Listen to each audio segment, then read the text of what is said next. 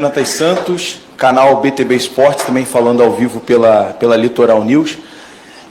A minha pergunta, além da avaliação sobre essa classificação, até fazendo um paralelo, essa semana o Abel Ferreira deu uma declaração ligada ao John Arias, que no Palmeiras ninguém vai jogar pelo nome, e sim por quem está vivendo o melhor momento. Queria perguntar a você se hoje no Vasco, o melhor momento, quem pede passagem para ser titular é o Rojas e o Spinelli, já merece essa titularidade? E, paralelo a isso também, porque o Coutinho não voltou para o banco de reservas no segundo tempo? Obrigado. Primeiramente, boa noite. Eu também boto quem eu acho que vai fazer o Vasco render melhor. Não é novidade, minha vida inteira eu fiz isso. E o Spinelli entrou bem hoje, muito bem, fez o gol, não só o gol, muita disposição, lutando e se apresentando para o jogo. E o Rojas entrou bem de novo. Então o Rojas já jogou de titular e, como até fui questionado por um de vocês, na entrevista passada, ele entrou bem e ele vai ganhando condição, como aconteceu com o Andrés Gomes, processo natural. O Rojas está aqui há um mês, praticamente. Então é natural, ele não está aqui há um ano, está aqui há um mês e está se adaptando, e o jeito dele de jogar também ele tem a ver com as ideias que eu penso sobre o jogo de futebol. Então uma tendência dele conseguir e cada vez mais ganhar espaço se ele mantiver isso que ele tem feito nos jogos e nos treinamentos. E a outra pergunta qual que era? O Coutinho não voltou para o banco de reserva. Ele não estava bem no jogo, não estava legal e ele resolveu tirar. Diniz, boa noite, Thiago Tossas, parabéns pela classificação. Contra os times de baixo investimento, jogar com 2 pontas abertas, que dá margem para contra-ataque, não é um erro. Não, acho que o erro não foi esse, né? Se tivesse sido erro, o segundo tempo tinha sido igual ao primeiro. O erro nosso foi jogar um primeiro tempo muito parecido com o que a gente fez com o Flamengo já esse ano. Terrível, sem margem de fazer um mínimo de análise positiva. Muito mal o primeiro tempo, em todos os sentidos. Mal tecnicamente, mal taticamente e principalmente mal animicamente. O segundo tempo do time foi ok. É difícil jogar. O Volta Redonda não é um time ruim, é um bom time. O Volta Redonda jogou contra os titulares do Botafogo, perdeu de 1-0, teve um gol anulado, teve mais umas 3 ou 4 chances claras de gol. Então não é um time ruim. E vocês que aqui do Rio de Janeiro acompanham, Volta Redonda. Eu joguei contra o Volta Redonda em 2023, o Fluminense foi campeão carioca, em cima do Flamengo, campeão da Libertadores, e perdemos 2 vezes o Volta Redonda. 2 vezes. Então é um time que sempre bem organizado, com bons jogadores, no caso de hoje, jogadores com muita disposição física, com muita velocidade e um time bem treinado. Então, a partir de hoje não ia ser fácil. A gente entrou de uma maneira achando que ia ganhar de qualquer jeito e a gente virou perdendo de 1-0 e podia ter virado perdendo de 2. A verdade é essa. E no segundo tempo, todavia, era para a gente pedir para ter feito 3, 4 gols. E a gente não ofereceu contra-ataque quase nenhum pro Volta Redonda. Boa noite, Diniz. Sérgio Quinte, canal Atenção Vascaínos. Você já falou inúmeras vezes da importância da manutenção da posse de bola e de construir o jogo de trás para não entregar a bola para o adversário facilmente. Perguntando no primeiro tempo especificamente, quando o Vasco cruza inúmeras bolas com o Brenner e o Coutinho dentro da área, você não acha que é uma forma de entregar a bola para o adversário facilmente? Jogadas que raramente dão um gol. E, se me permite, em relação ao jogo de hoje, em algum momento você pensou na possibilidade de ser mandado embora ou de pedir demissão em caso de desclassificação hoje? Obrigado. Nunca pedi demissão na minha carreira. E nunca saí também para outro clube. Minha carreira ela é marcada, quando eu estou num clube como tive no Vasco, receber convites para sair e nunca deixei um time. Bom, se acontecer alguma coisa, provavelmente um dia eu vou ser mandado embora. Dificilmente vai acontecer de pedir demissão. Em relação ao primeiro tempo? Só me recorda que eu vou te responder. Eu não acho que é. Não é questão de entregar a bola para o adversário com o Brenner. A gente se você avaliar contra o Chapecoense, a gente fez um gol de cruzamento, contra o Botafogo também. E uma das coisas é a gente preencheu mal a área no primeiro tempo. Você não faz gol só porque você tem jogador alto. Você faz gol quando você preenche bem a área. No primeiro tempo a gente fez tudo errado. Quando a gente cruzava, não é que aí tinha o Brenner e o Coutinho às vezes na área. Você tem um volume maior de jogadores na área, você tem que ocupar a área com jogadores e ter gente no rebote para evitar o contra-ataque e quem está atrás, como a gente fez contra o Juventude, contra o Chapecoense, por exemplo. A gente também cruzou muita bola, finalizou bastante. O Nuno, contra o Bahia, já era para ter feito o gol de empate, o Nuno cabeceou, o Brenner cabeceou. Bolas importantes. Não é uma questão só de altura, é uma questão de preenchimento da área, de o time ter organização, faz parte da organização ofensiva. De quando vai cruzar, você saber ocupar bem a área e ocupar bem a zona do rebote para evitar os contra-ataques. Diniz, boa noite. Amadeu dos canais. Na torcida vascaína, Amadeu Vasco. Desculpa, voz que eu estou meio gripado. No primeiro gol, o único gol do Volta Redonda, a bola estava no ataque do Vasco, um erro ali, né, uma tabela que foi entre o Nuno, ali o Brenner, e um contra-ataque. E essa recomposição não foi uma recomposição justa. Eu acredito que você, nos seus treinamentos, deve falar sobre essa recomposição rápida. E o Vasco tomou um gol num contra-ataque e já tomando o segundo gol no primeiro tempo ainda. Esse ajuste, quando você vai para o intervalo, você tenta conversar com esses jogadores, inclusive o Barros hoje não estava numa boa noite, né? Errou muitos passes, e essas bolas entre linhas, esses passes. Tem alguns jogadores do Vasco que a gente ali, quando fica ali na cabine, no alto, a gente vê que os jogadores parecem que têm um medo de passar, dar o passe entre linhas, aí volta essa bola para o zagueiro para o Léo Jardim. Isso você chama a atenção, se você me permitir, o Adson, que quando o Adson saiu pelo problema de lesão dele, ele vinha numa temporada boa, ele está voltando bem, vai voltar, como é que está o Adson? Então, parabéns pela classificação, tá, professor? Não, obrigado. Eu acho que o Adson a gente tem que ter cuidado. O Adson, na realidade, ele teve um problema, operou uma vez, depois operou a segunda vez. Né? Então o Adson teve 2 fraturas sequenciais. Ele estava muito bem antes dele machucar a primeira vez. Aí na segunda vez, quando eu cheguei, ele estava se recuperando, e quando ele estava ficando bem para jogar, ele machucou de novo.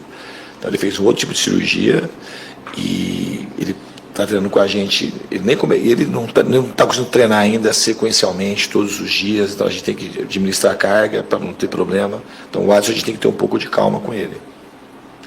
Em relação ao contra-ataque, o Chapecoense jogava de uma maneira muito parecida com o que jogou hoje o Volta Redonda, e a gente sabia disso, que era uma possibilidade que eles jogaram assim contra o Botafogo também. E foi um contra-ataque muito fácil de ser evitado. Contra a Chapecoense a gente não teve nenhum problema de contra-ataque. E hoje a gente teve porque a gente estava com uma postura muito displicente, achando que não ia acontecer nada. Errando muito passe, quando ia cruzar, pouca gente na área, pouca gente no rebote, errando muito passe por dentro, passes laterais, falta de concentração e um jogo decisivo. Então, ainda bem que o time conseguiu voltar com outra postura no segundo tempo e conseguiu a classificação. Boa noite, Diniz, Sérgio Podcast Cruz Maltino. Mais uma vez, você foi hostilizado pela torcida, mesmo com a classificação, depois das cobranças de pênalti, torcedores ali vaiando, xingando. Como está sendo para você trabalhar com essa pressão, torcida já começando a pedir a sua demissão? Não, eu adoro estar no Vasco. Eu escolhi vir para o Vasco. Se você vê os números, que é uma das maneiras de olhar também o trabalho do treinador, é você ver o que o time produz e o que o time oferece. Então hoje foi 31 chutes a gol contra 6. Contra o Chapecoense, números parecidos. Contra o Bahia, também na mesma linha. E contra o Mirassol, se você pegar todas as estatísticas do Mirassol lá, o Vasco, as 3 vezes jogando contra o Mirassol, tivemos estatísticas assim, que te aproxima de ganhar o jogo. O placar final do jogo ele é soberano. E ninguém discute isso. Só que o trabalho, assim, eu tenho confiança no trabalho. Voltando na questão do número, o trabalho, minha vida sempre foi assim. No Fluminense, quando ganhou em 2023, teve um momento da temporada que o Fluminense ficou acho que 10 jogos sem vencer. E começou igual aqui, assim, a torcida insatisfeita e muita coisa que e coisa também que não é, que já aumenta, porque aproveita um momento ruim. E o time depois conseguiu ganhar a Libertadores, ganhar a Recopa e terminar em 6º ou 7º no Brasileiro. Então esses momentos a gente sabia passar. A gente tem jogado partidas boas com resultados ruins. Hoje a gente jogou muito mal o primeiro tempo e jogou bem o segundo de novo. Eu espero que a gente consiga. A gente tem um problema da ausência do Ryan e vocês têm que concordar com isso. O Ryan, o time meio que se acostumou com a presença do Ryan. Se você imaginar que a gente chutou 31 bolas num jogo, 30 no outro e 20 e poucas no outro, o Ryan, com o poder que ele tinha quantos gols que ele já não teria nessa temporada? E a gente está achando soluções para o time. E não dá para admitir, a gente tem que ser muito criticado pelo que aconteceu no primeiro tempo de hoje e aconteceu no primeiro tempo do Flamengo. Foi fora da curva, coisa que não pode acontecer. Agora, das outras partidas, a gente tem que melhorar o aproveitamento, é criar uma das coisas, a gente continuar criando chances, mas aproveitar mais e oferecer menos chances do adversário. A gente não ofereceu muita chance hoje ao Volta Redonda. Eles tiveram 2 chances claras, uma desfizeram. Diniz, eu queria te perguntar, você sempre fala do período de adaptação, e isso é para qualquer profissional. Mas qual o futuro do Spinelli para o time do Vasco da Gama? O que você pretende com o Spinelli, além de fazer um monte de gols? Eu acho que é uma coisa assim, super prematuro para a gente fazer a avaliação. O começo dele entrou, os poucos que ele jogou o jogo passado, ele entrou bem e hoje foi determinante para a nossa classificação. Não só pelo gol, mas pela disposição, depois bateu o pênalti, converteu. Então é um começo muito promissor e o que a gente expectativa, que a gente espera é que ele continue fazendo gols e se entregando para o time e ajudar a gente a vencer jogos. Boa noite, Fernando Diniz, Tim Home, canal Oswaldo Clube Maltinos, com Rádio Conexão Total.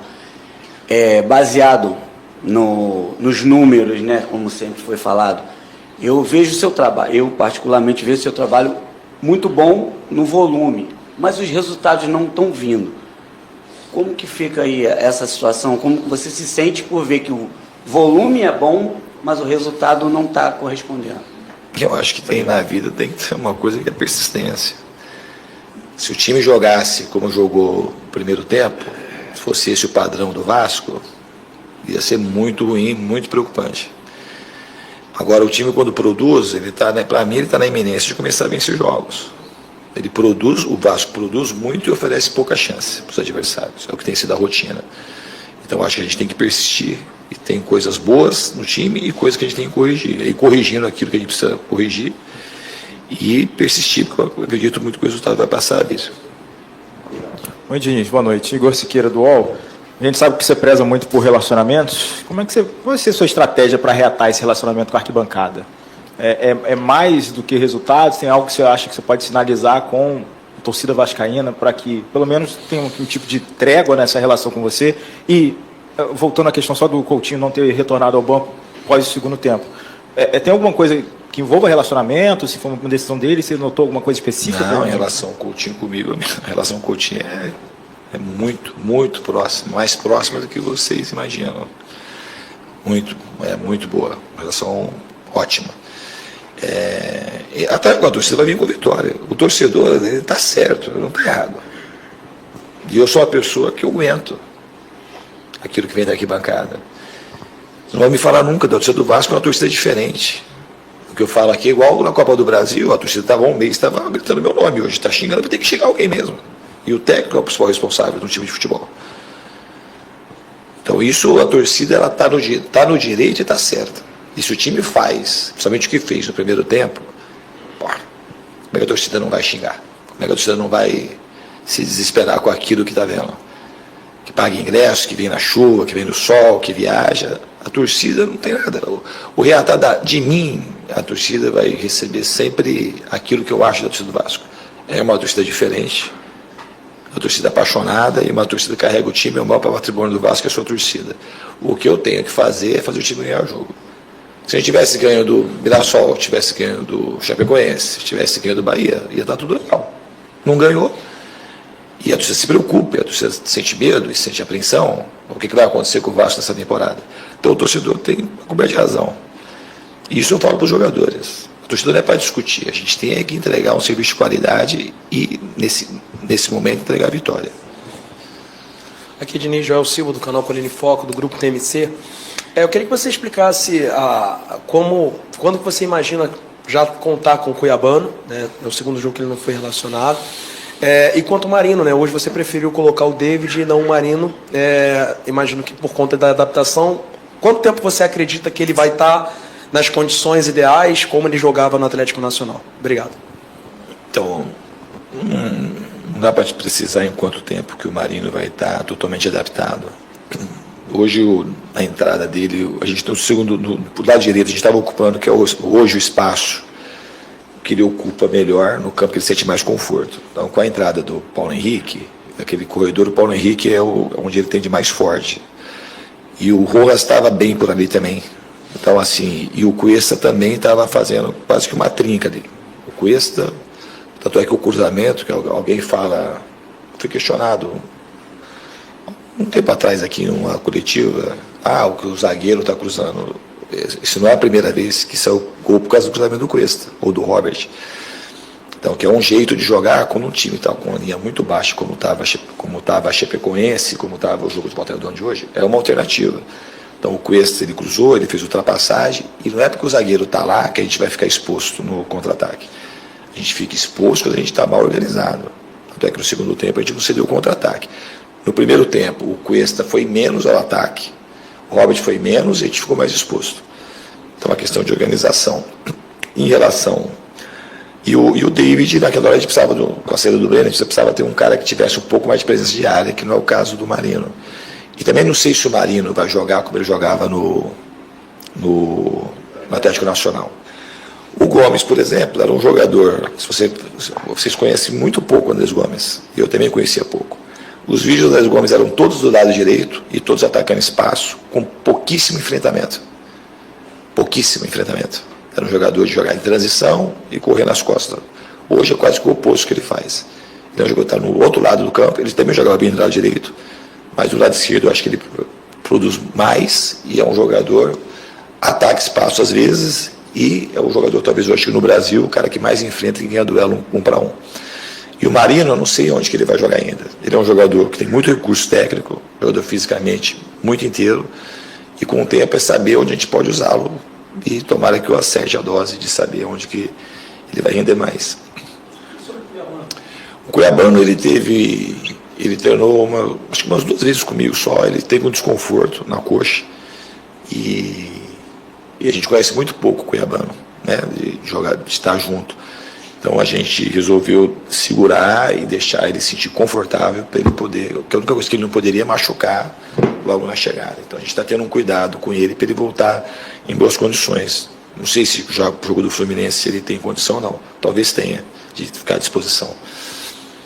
Boa noite, Diniz. Bruno Murito, do GE. Eu queria te perguntar, você respondeu agora um pouco dessa questão dos zagueiros estarem muito abertos, às vezes cruzando, aparecendo na lateral ali para fazerem cruzamentos. Na sua cabeça, assim, o time às vezes ele tem um vício muito de lateralizar as jogadas, procurar sempre muito chegar até as laterais e não jogar tanto por dentro? Porque eu pergunto isso porque no primeiro tempo o Vasco fez uma ótima jogada com uma tabela com o Brenner, o Coutinho, o Nuno, que o Coutinho foi bloqueado ali na hora de finalizar. Se já é um vício, assim, até de trabalhos anteriores mesmo, que a gente sabia de quantidade de cruzamentos que o Vasco acabava optando por fazer no ataque. E também queria te perguntar um pouco sobre...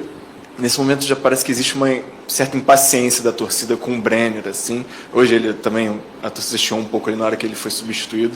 Queria que você falasse um pouco da sua visão, como que eles dois lá na frente hoje funcionaram durante determinado tempo do jogo, ali, o Spinelli e o Brenner, como dupla de ataque. Obrigado. Eu acho que quando você tem, do jeito que estava o jogo hoje, pedia dois caras mais de área, que a gente estava acabando cruzando muito a bola, e acaba quando você tem 2 jogadores que sabem atacar a área, às vezes o zagueiro marca um e sobra outro. Então o Spinelli estava livre porque o Brenner estava na área ali, provavelmente levando a marcação para algum lado. E a impaciência é natural, tem que saber conviver. E repito, o torcedor é isso, o torcedor quer que o time ganhe, e se a gente não consegue produzir, ele vai reclamar, ele tem que saber suportar. Em relação ao vício, não é vício. Você falou de uma jogada que a gente errou. A outra jogada, o Barros foi dar um passo por dentro, a gente quase tomou o gol. Quando o time está jogando em linha baixa, o lugar mais congestionado é dentro. E se você errar por dentro, a tua chance de tomar um contra-ataque fatal, ela é enorme. Por isso joga do lado. Porque o centro é o lugar mais cheio. E quando você começa a jogar muito bem dos lados, aí pode ser que surja uma oportunidade de você furar por dentro. Então aquela jogada não é comum. Aquela jogada é incomum, não só para a gente, em qualquer time. Um time, quando está marcando como eles estavam marcando, já é difícil você entrar pelo lado. Pelo centro é muito mais difícil ainda. Fica muito congestionado. Os jogos, quando tem o time jogando com uma linha de 5 e uma linha de 4, e o centroavante ainda voltando para ajudar ali para marcar volante, é muito difícil. No centro, ali no centro, fica praticamente quase 107 jogadores. Então, para você tomar um contra-ataque de gol ali, ainda mais do jeito que a gente joga, com muita gente no campo de ataque, é um risco muito grande. Às vezes acontece uma jogada bonita como aquela, mas ela tem que ter uma certa naturalidade. Ela só aconteceu porque naquele momento a gente joga muito pelo lado. E aí o cara tem que colocar o jogador do lado e acaba abrindo o centro da área, que é onde ninguém quer abrir. Por isso opção por usar os zagueiros muito avançados assim. É que se o zagueiro não precisar avançar, ele não vai avançar. É conforme o time vai jogando, fica ali uns 8 metros para você jogar futebol. É difícil mesmo para todo mundo. O Botafogo, e se vocês não assistiram, eu convido vocês a assistirem, porque eu acho que vocês têm curiosidade para estudar futebol, ver o jogo do Botafogo e eles, que eles não marcaram tão baixo como marcou a gente, o Botafogo teve dificuldade. Eles tiveram chances claras, o jogo foi 1-0, eles tiveram um gol anulado, e tiveram uma chance parecida com essa, que ele fez o gol, o atacante foi tocar e eles perderam o gol. Então é um time que é muito difícil você jogar. É um time que é um time bem treinado, com jogadores com saúde, com altura na área. Então não é fácil furar. Eu acho que no segundo tempo a gente fez uma partida boa. Diniz, boa noite. Rafa Cruz, Bangu Web Rádio e Web Rádio Sintonia Esportiva. Você falou do primeiro tempo ruim hoje e também contra o Flamengo, que não pode se repetir. Queria saber qual foi o motivo desses tempos ruins, o que o time não pode repetir para que isso aconteça. E qual que foi a mudança para o segundo tempo que fez que o time melhorasse? Foi uma mudança tática ou foi uma mudança de postura? Eu acho que mudança tática menos uma mudança de postura maior, que é a mesma coisa contra o Flamengo. Contra o Flamengo a gente teve uma amostragem muito pequena. No segundo tempo, muito provavelmente o jogo não seria aquele. O Barros foi expulso com 5 minutos, mas os 5 minutos iniciais eram um outro jogo. A gente já estava com mais posse que o Flamengo, estava marcando muito melhor, então a tendência era ser um jogo muito mais equilibrado do que foi o primeiro tempo.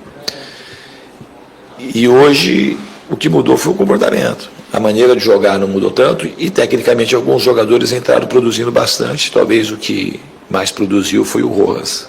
Entrou bem de novo e finalizando, com bons cruzamentos, a bola parada dele também é muito boa. Acho que foi isso, mas a mudança principal foi no anímico do time. Diniz, boa noite. Rafael Figueiredo, da TNT Esportes. Você falou em retomar a confiança da torcida, né? Uma torcida que já há alguns anos, né, vem passando por dificuldade, mas não abandona o clube. Você falou, inclusive, na palavra displicência para explicar o primeiro tempo ruim, né? Eu queria que você falasse, esse está sendo o seu trabalho mais desafiador dos últimos anos? Não sei se é o mais desafiador. Futebol é sempre difícil. Eu acho que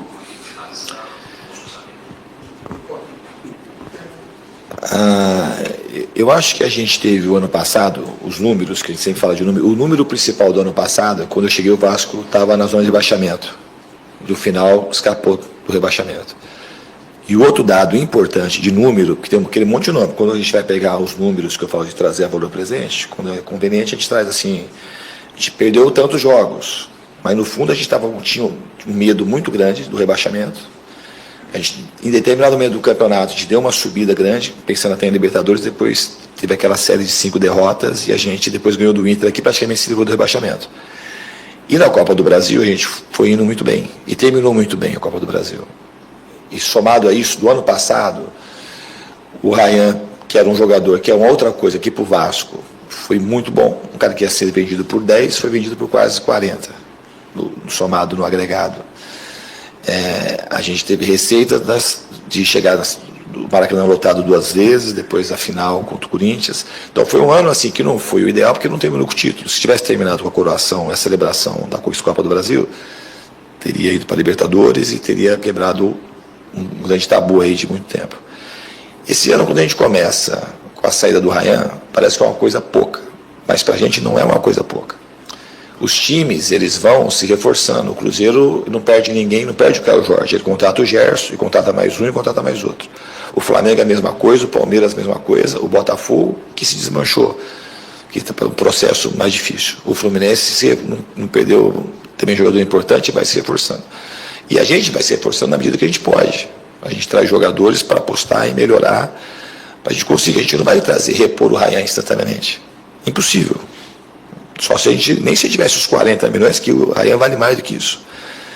Então a gente tem que agora trabalhar muito, acho que se adaptando a isso, e, principalmente, na parte do jogo, a gente conseguir terminar melhor as jogadas. Quando passado a gente fez muito gol.